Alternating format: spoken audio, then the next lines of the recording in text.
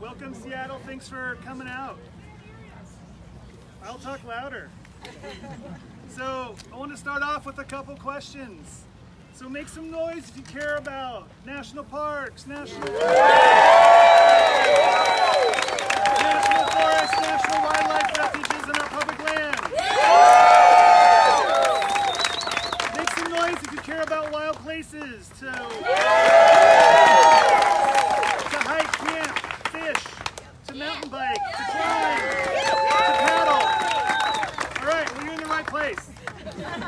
So my name's Tom Uniacke. I'm the Executive Director for Washington Wild. We're a statewide conservation group. We protect wild places, wild lands and waters in Washington State. And we protect places like the Olympic National Park, Whidbey Island's Eby's Landing, the Pacific Crest Trail along the Cascade Mountains. All of these places owe in part their protection to the Land and Water Conservation Fund. So what's that? So the Land and Water Conservation Fund it began 52 years ago with a simple idea. The idea was to take a portion of the offshore oil and gas revenues from large corporations that want access to our public lands that we own for natural resources and reinvest those into conservation and recreation projects on our public lands. So it's not taxpayer funding. It's actually part of a 50-year agreement that is going towards funding things like our national parks, national forests, national wildlife refuges, the management and expansion of those areas. Also, organizations across the country that are part of the Land and Water Conservation Fund Coalition. These include folks like small businesses, veterans, sportsmen, outdoor recreationists, conservation organizations, all working to protect our public lands. So right now, 52 years of support for conservation and recreation projects through this fund is at risk. Congress has 50 days to reauthorize this important law, this important fund, or it will expire. So today you're going to hear from a couple different voices, diverse voices, to talk about why this fund matters and why it's important. And we're also going to hear from Senator Maria Cantwell, who time and time again has been there to support the Land and Water Conservation Fund. She's also been there to step up. She's also been there at every turn to step up and defend our public lands, whether it's roadless areas, what have you. So I'm going to introduce our first speaker, and that's Deshaun Quinn, who's a city council member at the city of Tukwila. Good morning. I just want to say thank you. It's a privilege to be here today. My name is Deshaun Quinn. I'm a Tukwila City Council member, Forterra board member, and obviously I'm from a city just south of here. We've got vibrant park system, numerous trails, and over 200 acres of parks and open space, including the Green and Duwamish rivers. With all that, we still have a ways to go.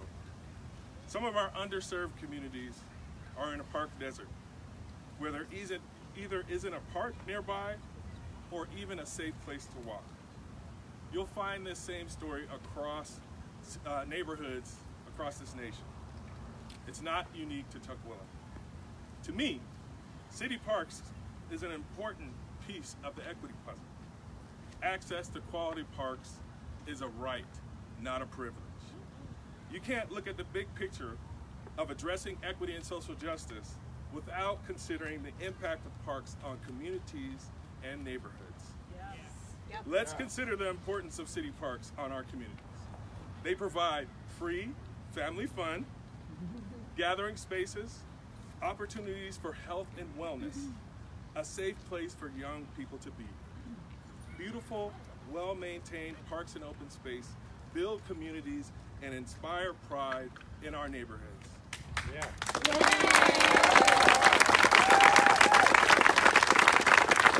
And you know what? As a father, we know that parks encourage play, and they provide opportunities to engage with nature. It is our responsibility to provide access to open space and outdoor recreation for all members of our community, regardless of age, income, income level, heritage, language, and ability. This is quite frankly a quality of life issue. Parks and open space is infrastructure for our well-being.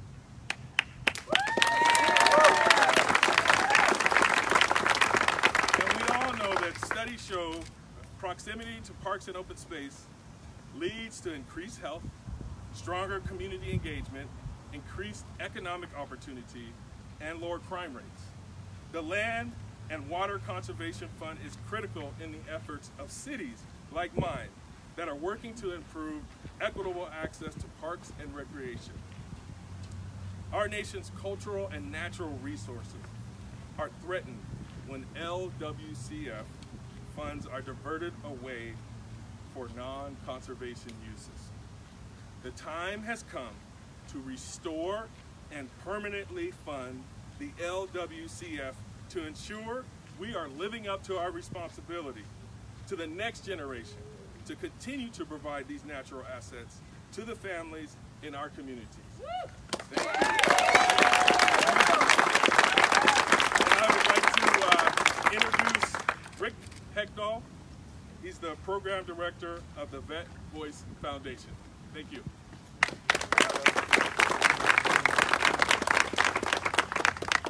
Thank you, Senator Cantwell, for inviting us today. My name is Rick Hegdahl. I'm the Pacific Northwest Director for the Vet Voice Foundation. We organize veterans around public lands preservation.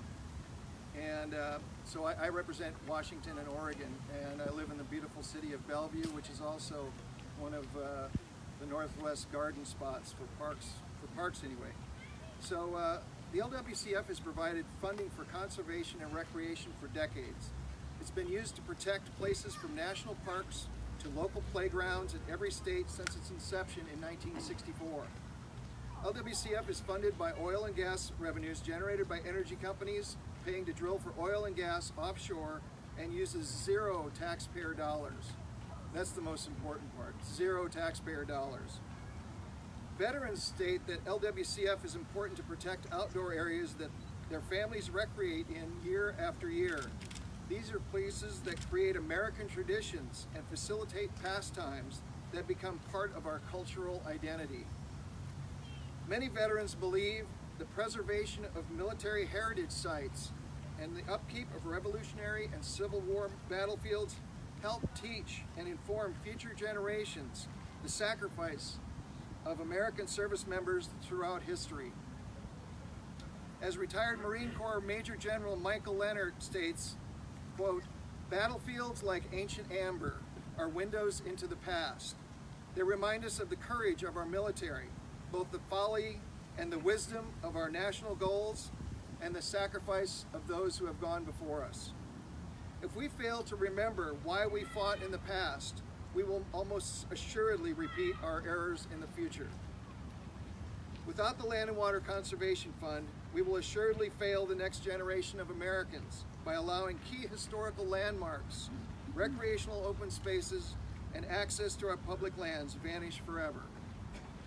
Our LWCF position paper supports the fact that Vet Voice Foundation has had over 8,000 members sign on to a letter asking their members of Congress to take action to permanently reauthorize LWCF before the September deadline. And I ask personally for all of you to activate for this very important issue. We're standing in a beautiful park that benefited from the LWCF. Without it, we wouldn't have these beautiful places to mingle with our families and friends. Thank you very much, and I'd like to introduce Steve McClure, CFO of Cascade Designs and board member of the Mountaineers.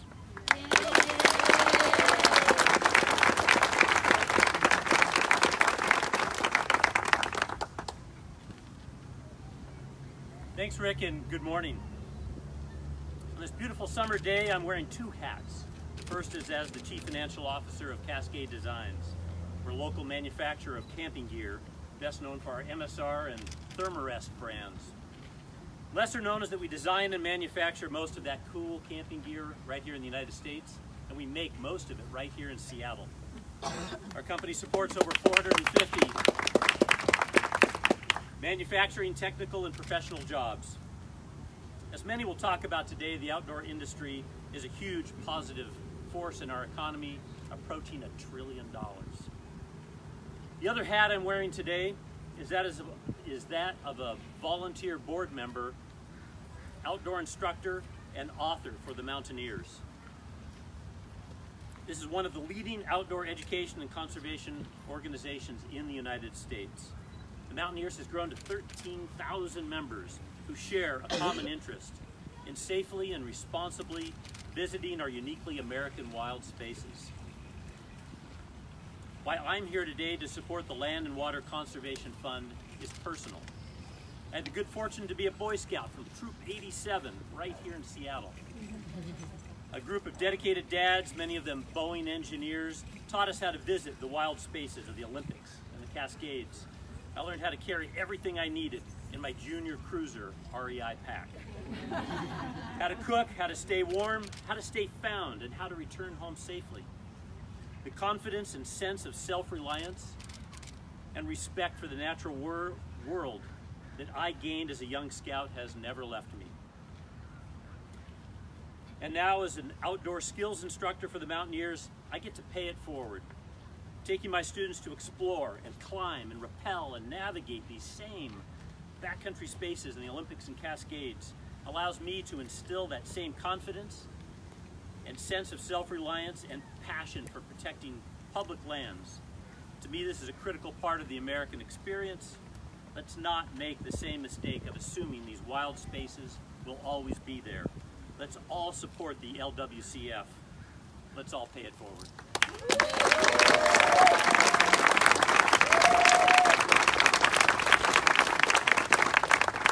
Thank you. Next, I'd like to introduce Petra Helleberg, President and CEO of the very cool tent maker Helleberg.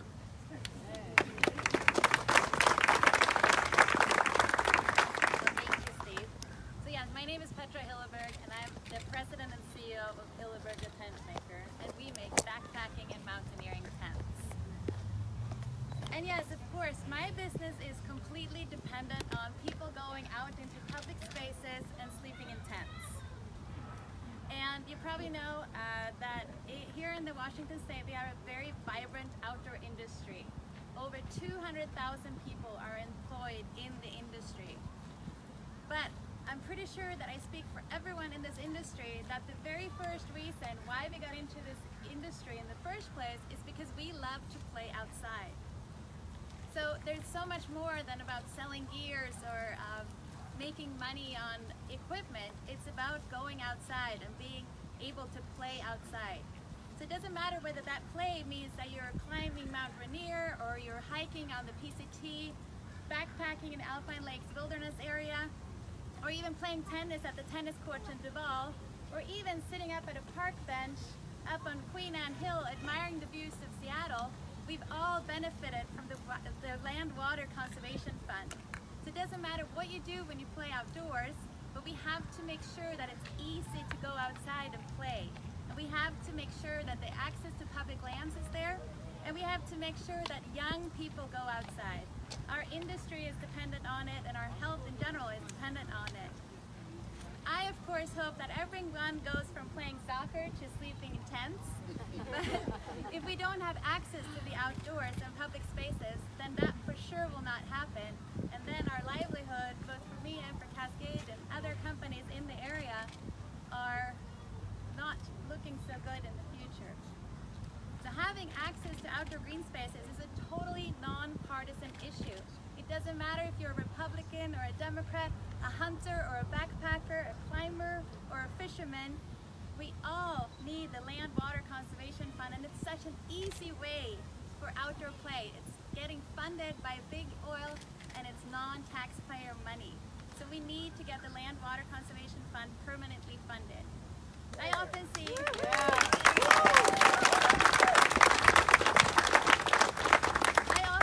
issues where I think, well, we're in Washington State, we have great senators who already support these issues, and there's very little I can do other than sit back and applaud the effort.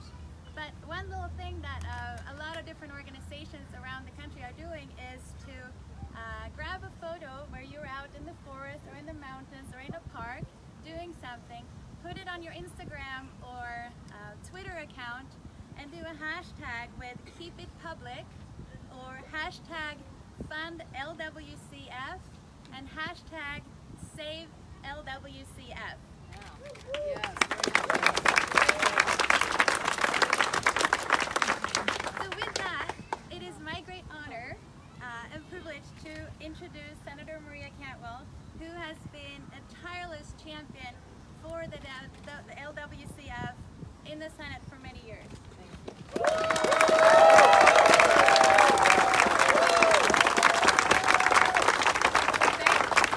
Thank you, Petra. I think you really nailed it. We in the Northwest do like to play outside. And so we want those places to recreate. I want to thank various organizations that are represented here today, some of whom you've heard from, and others who are just in attendance. But the Nature Conservancy, Washington Wild, Forterra, the LWCF Coalition, the Sierra Club, the Olympic Park Associates, National Park Conservation Associations, Vet Voice, Mountains to Sound Greenway, National Park Conservation Association, Mountaineers, and Trust for Public Lands. So thank you to all those groups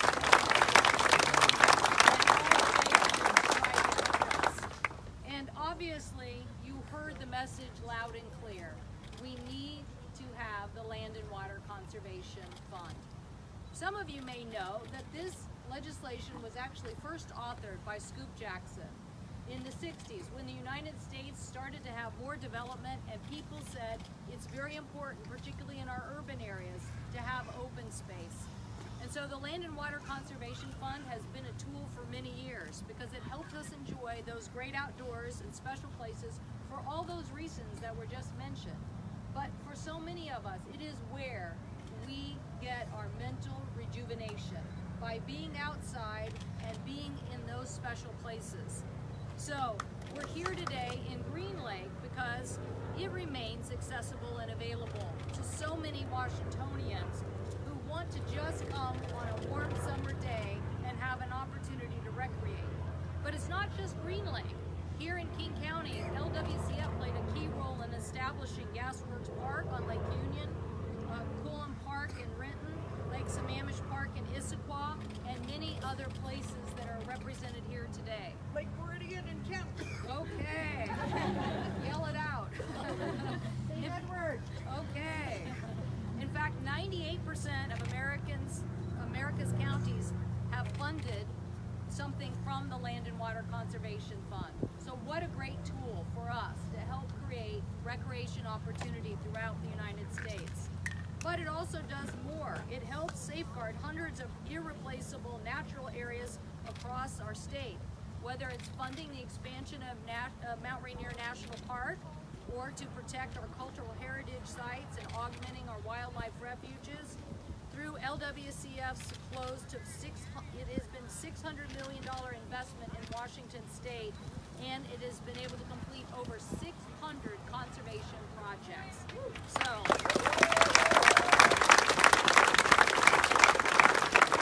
and as we heard from Steve and Petra, it also helps a thriving outdoor industry and economy. That national economy generates $887 billion in consumer spending and supports 7.6 million American jobs. That is a great economy.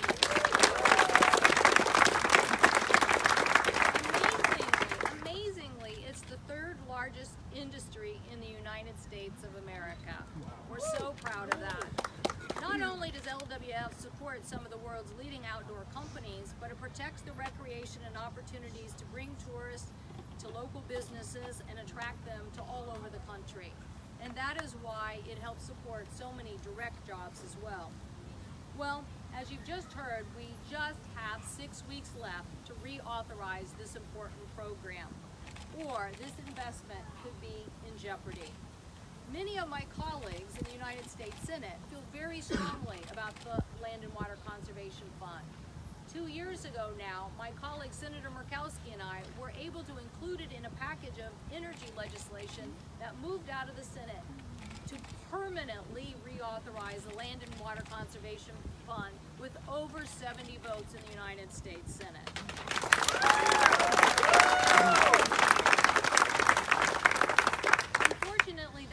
legislation didn't really see the same activity in our House of Representatives. And so now, between now and September 30th, we need every American to contact both their House and Senate member and tell them how important the Land and Water Conservation Fund is to save. We need the access to these lands, to our parks, to our recreation areas. We need our vets to be able to go outside and recreate. And my colleague, Senator Burr of North Carolina, has also been pushing the Land and Water Conservation Fund and is trying to help attach permanent reauthorization to legislation moving through the United States Senate.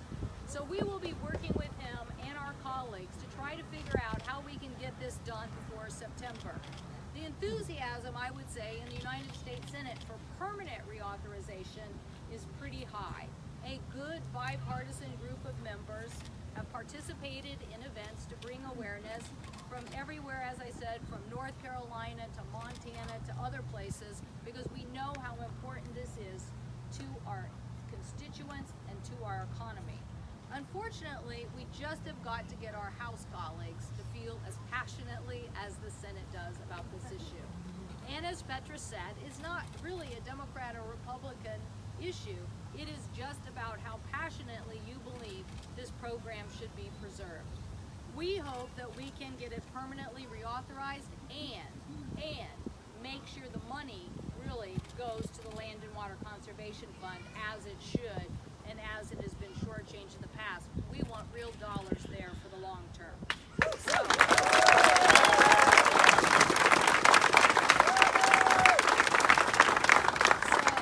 let's use all our resources to, as was said, email, comment, post, contact, and tell people that our beautiful spaces that are currently preserved, but also the ones that are coming for our future, need our help and support. What better way to celebrate the United States of America than celebrating what is so great in our public spaces that all of us get to enjoy. Thank you all very much for being here.